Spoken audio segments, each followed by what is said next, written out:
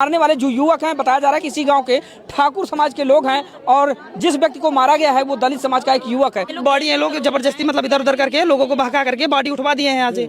अब इन लोगों को न्याय मिलेगा कि नहीं, हम लोग इसी आस में यहाँ पे बैठे हुए हैं। शाम को छोटल के साथ वो कहन के चला माँ बोल ढोआ दा। छोटल कौन है? ये ठाकुर छोटल ललित पांडे बबावा गांव के ही है। गांव के हैं, यही लोग लिवा के गए थे। हाँ। जब जब बाबा साहेब की जयंती होती है तब यहाँ हादसा होता है। यहाँ पहली बार नहीं है यहाँ पे, तब यहाँ पे हादसा होता है क्योंकि बाबा साहेब की जयंती मनाते हैं तो लोगों को बुरा लगता है और किसको ठाकुरों को ज्यादा लग रहा है यहाँ पे। देखिए अभी इस वक्त हम प्रयागराज के करछना थाना क्षेत्र के अंतर्गत इसौटा लोहंगपुर गांव में मौजूद है, जहां पर बता दें कि बीती रात इसी गांव के रहने वाले दलित समाज के एक युवक के जिंदा जलाकर उसको मार दिया जाता है। ऐसे में बता दें कि आज हम उसी पीड़ित परिवार के साथ मौजूद है, लोगों से जानने और समझने का प्रयास करेंगे कि दरअसल क्यों और किस लिए किसने मारा उस व्यक्ति को। और यहाँ पर प्रशासनिक दस्ता भी मौजूद है और एक बार अपने सहयोगी से कहेंगे थोड़ा सा दिखा दें। यहाँ पर बहुत सारे लोग हैं जो इस स्थान पर यानी कि घटना वाले स्थल पर मौजूद हैं। अलग अलग पार्टियों के अलग अलग दलों के नेता भी यहाँ पर चलकर आए हैं, कहीं न कहीं अपनी सहानुभूति इस पीड़ित परिवार से साझा कर रहे हैं। बता दें कि जो मृतक हैं उनके 3 बच्चे हैं और अपने 3 बच्चों को बेसहारा छोड़ गया वो युवक।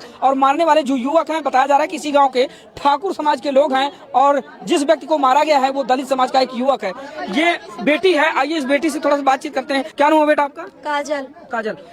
जो मृतक हैं वो आपके पापा थे बेटा? हाँ पापा थे। अच्छा, कितने भाई बहन हो आप? 2 भाई 1 बहन। अच्छा, कब पता चला आपको कि पापा को मार दिया गया? सुबह दो लोग फोन किए थे तुम्हारे पापा कहाँ हैं, तो हम कहा पापा हमारे सोवत हैं। हाँ। तब घरे उठ छते पे गए, देखा ना आए रहन, तब हम यहाँ दौड़ते यहाँ आवत यहाँ देखा यहाँ रहन। इसी जगह पर? हाँ। तो आपको कैसे पता चला कि यहाँ पर जो है उनको सब बहुत भीड़ लगी हुई थी। अच्छा, तब पता चला। हाँ। अच्छा, उनकी मौत से पहले पापा मतलब किसके साथ गए थे या फिर क्या कुछ उन्होंने बताया था आप लोगों से? शाम को छोटल के साथ वो कहन के चला माँ बोल ढोआ दा। छोटल कौन है? ये ठाकुर छोटल ललित पांडे बबावा गांव के ही है। गांव के हैं, यही लोग लिवा के गए थे। हाँ। हाँ, फिर बोल ढोआ के लिया यार मार लेना और का। ये 3 लोग आपके पापा को लिवा जाते हैं कि चलो बोझ ढो हमारे खेत में काम करो। हाँ। फिर उसके बाद अगले दिन पता चलता है कि आपके पापा की मृत्यु हो गई। हाँ। तो अभी तक इस मामले को लेकर कितने लोगों को गिरफ्तार किया गया है या फिर क्या कुछ? अभी तो हमें किसी को नहीं पता चला। किसी को? आप सबसे बड़ी हैं? हाँ। अच्छा, इससे पहले कभी पापा से लड़ाई झगड़ा या फिर किसी तरह? नहीं, कभी नहीं। कभी नहीं? नहीं। अच्छा। उनके घर पे भी नहीं जाते थे। दोस्तों, आप तस्वीरों में देख पा रहे होंगे, बड़ी बेटी है और एक बेटा ये है और एक बेटा ये। 3 बच्चों को छोड़कर चला गया वो बाप और अनाथ हो गए ये बच्चे। और लगातार जहां पर उत्तर प्रदेश सरकार अपने बड़े बड़े लाइन आर्डरों का ढिंढोरा पीटती है, गुंडे माफियाओं से निजात मिल गई पूरे उत्तर प्रदेश के लोगों को और गुंडे माफियाओं की जो शरण है वो जेल में है। लेकिन यहाँ पर ऐसे लोग हैं जो खुलेआम शासन और प्रशासन को खुली चुनौती दे रहे हैं। और ये बताइए बेटा, पापा तो अब नहीं रहे, तो क्या कुछ मांग है आपकी, क्या चाहते हैं आप? फांसी चाहिए छोटल के। हाँ। जो मारने वाले हैं? हाँ, जो जितना मारे सबके फांसी हो। अच्छा, अब कैसे जीवन यापन को लेकर काफी सामने आगे संघर्ष दिखाई दे रहा होगा? जो बीतेगी हम लोग सहेंगे और का। जैसे सब उसके घर पे बिल्डोजर चलाए जाए। अबोध बच्चे हैं साहब, ज्यादा सवाल जवाब करें तो करें क्या? आखिरकार जब छोटे छोटे बच्चों के सर से बाप का साया उड़ जाता है तो उसके बाद उनका जीवन कैसा होता है, कैसा अंधकारमय हो जाता है। चलिए, दादी आप कौन हैं? हम दादी चाची यही चाची हैं। अच्छा, जो मृतक हैं उनकी किसी से कोई रंजिश वगैरह थी या नहीं? हाँ। नहीं। मारने वाले कौन हैं? अभी वही बताई ना, वही रहा। रात बोझ ढोवाए हाँ। खाना बना घरे, कहन खाई ले, कहीं आवत है खाई थी का कहा कि हमारे खाले खाना बनावा, चला वही खाया। आप आगे आए, आप आगे आए, इधर आगे आ जाए। सोई गए खाए। क्या पक्ष होगा आपका? हमारा पक्ष यही है कि ये इस गांव में वो जो ठाकुर हैं, ठाकुर लोग यही करते हैं। एक बार अभी हादसा हुआ, अभी एक कुएं में हादसा हुआ था यही में। इस गांव में दूसरा कांड हो चुका है। एक में कुएं मार के उसको दारू डाला गया, वो लोग बी के मर गया। और आज बताइए इस केस को हम लोग क्या कहा जाए? हम लोग को कि इसको मार के जलाया गया कि उसको जिंदा ही जलाया गया। और यहाँ हमारे जो बच्चे अनाथ हो गए, इन बच्चों को अनाथ जो हमारे हैं, इन बच्चों को पूरा सरकार पूरा सहयोग करे और जो किया है उसको फांसी मिले। मेरा कहना यही है। मौत का कारण कुछ समझ में आया? हाँ, नहीं, अभी बात हुई थी 2 दिन 3 दिन पहले बात हुई थी। ये लोग भीम जयंती का प्रचार कर रहे हैं। देखिए जब जब बाबा साहेब की जयंती होती है तब तब यहाँ हादसा होता है। ये आज पहली बार नहीं है यहाँ पे, तब यहाँ पे हादसा होता है, क्योंकि बाबा साहेब की जयंती मनाते हैं तो लोगों को बुरा लगता है और किसको ठाकुरों को ज्यादा लग रहा है। यहाँ पे देखिए मूर्ति स्थापित हुई है सर, यहाँ पे मूर्ति स्थापित हुई है तो समझ लीजिए लोगों को जलन हो गई है कि ये लोग बाबा साहब की मूर्त क्यों रखे हुए हैं।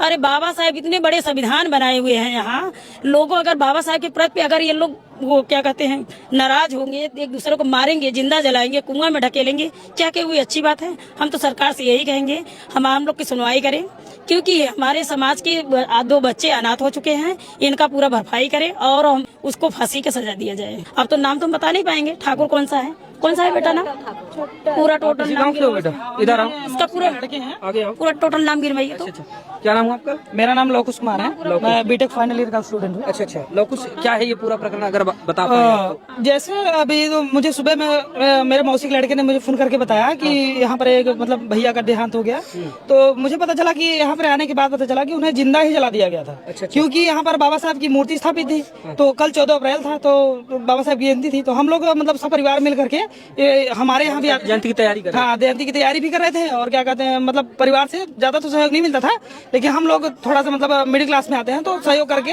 बाबा साहब की जयंती अच्छी तरीके से मनाते थे। जो भी होता था रूखा सूखा हम लोग मिल बांट के मनाते थे। तो कुछ कारण बस क्या थी क्या नहीं थी इस बस के लेकर के इन लोगों ने विवाद हुआ। तो शाम को इनके द्वारा मुझे पता चला, इनकी मतलब क्या कहते हैं मौसी की, मेरे मौसी के द्वारा कि शाम को रात को लगभग उनको फोन करके बुलाया गया कि आइए मेरे यहाँ पे बोझ ढोना है। इसने बुलाया?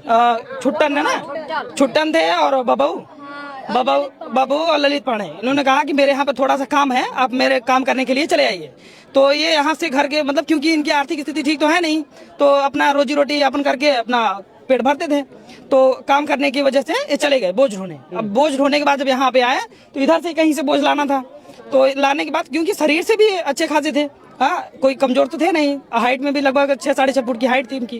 तो काम करने के लिए यहाँ पे आए तो लगभग 10 साढ़े 10 हो गया। तो इनके लड़कों ने मतलब बच्चियों ने पता किया कि पापा कहाँ हैं, तो बता के गए थे कि मैं काम करने जा रहा हूँ। तो वापस नहीं आए तो इन लोगों ने सोचा, क्योंकि दारू वगैरह पीते थे, तो सोचे कि हो सकता है दारू वारू पी के कहीं सो गए होंगे। अब सुबह में इन लोगों को पता चला कि हाँ इनको मार करके यहाँ पे जिंदा जला दिया गया है और यहाँ पर इनकी बॉडी मिली। अच्छा हाँ, तो क्या जो मारने वाले जो आरोपी हैं वो गिरफ्तार हुए? हम जब से आए हैं यहाँ पे, जब से बॉडी थी तब से हम यहाँ पे मतलब आए हुए हैं। हमने अपने मतलब हमारे भाई हैं एडवोकेट अखिलेश कुमार, उनको मतलब यहाँ पर एक तहरीर बनाई गई, मतलब जो भी सच्चाई थी उसमें लिख करके ये सीओ साहब थे उनके मतलब द्वारा यहाँ पे थाने पे भेजा गया। तो थाने पे भी वही थाने पे ही है, तो वहाँ से FIR की गई। अभी FIR की उनके हाथ पे नकल भी नहीं आई है, पक्की नकल नहीं आई हाथ में। और वहाँ से आने के बाद अभी भी बॉडी ये लोग जबरदस्ती मतलब इधर उधर करके लोगों को बहका करके बॉडी उठवा दिए हैं यहाँ से।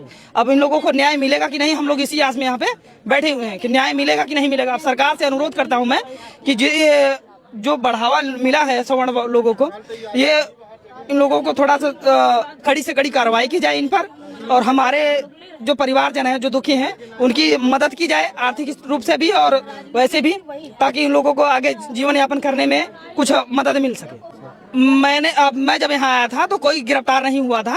इससे जब प्रशासन यहाँ आई तो प्रशासन ने जांच पड़ताल करने के बाद पता चला कि हाँ कुछ लोग गांव में छिपे हुए हैं। तो पता करने के बाद जब ढूंढा गया तो एक आरोपी बाबू नाम था ना उसका, वो प्रधान के घर पाया गया। इससे साफ साबित होता है कि बड़े लोगों के जितने भी हैं वो सपोर्ट में है, इनके सपोर्ट में खड़े हुए हैं। दलितों की कोई सुन नहीं रहा है। हमारे समाज के भीम आर्मी के लोग यहाँ पर आए हुए हैं, वो ही हमारी बातें उठाने का प्रयास कर रहे हैं, और कोई नहीं है जो हमारी बातें सुन सके, ना कोई CO ना कोई SO। इन लोगों ने दबाव बना करके, क्योंकि परिवारजन से कोई तो था नहीं, सब बच्चे ही थे, तो बाड़ी वहाँ से उठवा दिया गया है। बाड़ी उठ गई तब कौन सुनेगा हमारी, किसके पास हम गुहार लगाएं? है सरकार ही है, माननीय योगी आदित्यनाथ जी है और माननीय प्रधानमंत्री जी हैं।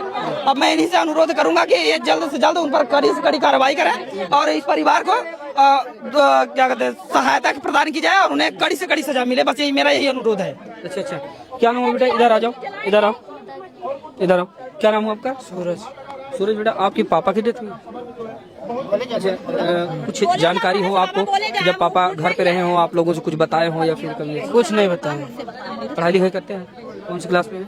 9th में। अच्छा, पापा के ना रहने के बाद बेटा क्या लगता है कि पापा सर मुझको कुछ नहीं बता के गए थे। अब ये बालक है सर, क्या बताएगा?